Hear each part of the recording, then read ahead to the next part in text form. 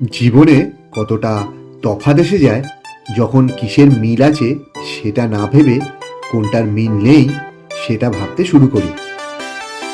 আপনাদেরকে ওপরে যে নদীটা দেখালাম অ্যাকচুয়ালি সেই নদীরই একটা ডাউনফ্লো, এবং এইখানে এই জল প্রচণ্ড গতিতে পড়ছে। কারণ সেই ভাবনা থেকেই আপনি সবার মতো হয়ে যাবেন, আর সবাই হয়তো আপনার মতো।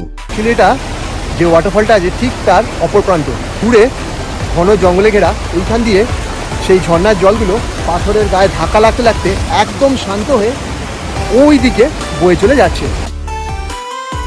কেননা আলাদা হওয়াটা কোনো ভুল না, কিন্তু সবার থেকে আলাদা হওয়াটা হয়তো ভুল।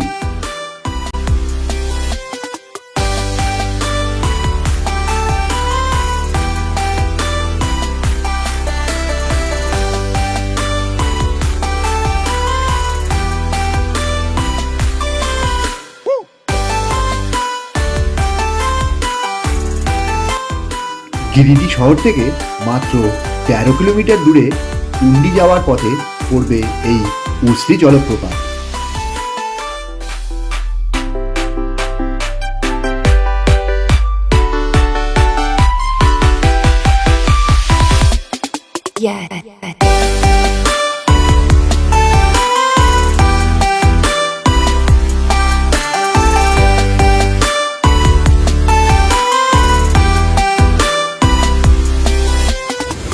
নিজেকে পরিশ্রমের তাপে পোড়াও, তাহলেই হয়তো তোমার জীবনটা আলোকিত হবে।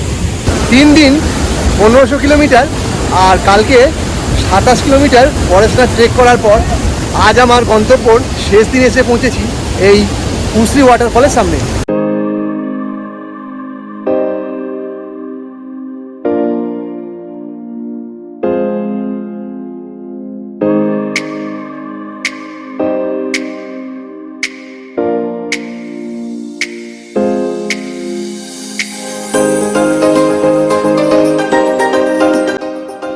জলপ্রপাতটি উসরি নদী ও বরাকর নদীর জলের স্রোত থেকে একটি খাড়াঘাট দিয়ে প্রবাহিত হয়ে 3টি পৃথক স্রোতে প্রায় 40 ফুট নিচে আছড়ে পড়ছে। আর তাই চারিপাশের ঘন জঙ্গলে ঘেরা বড় বড় সমতল গিরি পাথরের মধ্যে আছড়ে পড়া এই জলরাশির শোভা সত্যি অপূর্ব। জল এখানে প্রচণ্ড গতিতে পড়ছে। আপনাদেরকে ওপরে যে নদীটা দেখালাম অ্যাকচুয়ালি সেই নদীরই একটা ডাউনফ্লো, এবং এইখানে এই জল প্রচণ্ড গতিতে পড়ছে।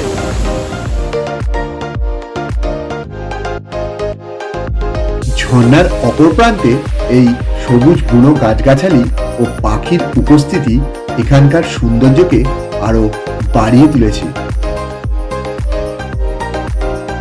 চারিপাশে ঘেরা ঘন জঙ্গলের কারণে মাঝে মাঝে এখানে অনেক বন্য প্রাণীও দেখা যেত।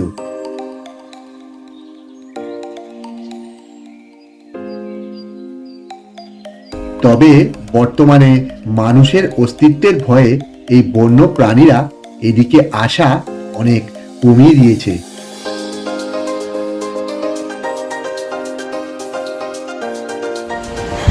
প্রচণ্ড গরম, গরমকালে এখানে কিন্তু একদমই আসবেন না, শীতকালে আসবেন। এখন অন্যান্য জায়গার থেকে এখানে তাপমাত্রা প্রচণ্ড বেশি, পাথরগুলো তেতে আছে। আর শীতকালে এলে আপনি এই এলাকায়, মানে এলাকাটা এতটাই বড়, আপনি যে কোনো জায়গায় বসে বাড়ির থেকে আনা খাবার দাবার বা এখানে সামান্য কিছু চিপস পকোড়া এইসব পাওয়া যায়, এইগুলো বসেও এইখানে আপনি খেতে পারেন। কিন্তু গরমকালে একদম আসবেন না।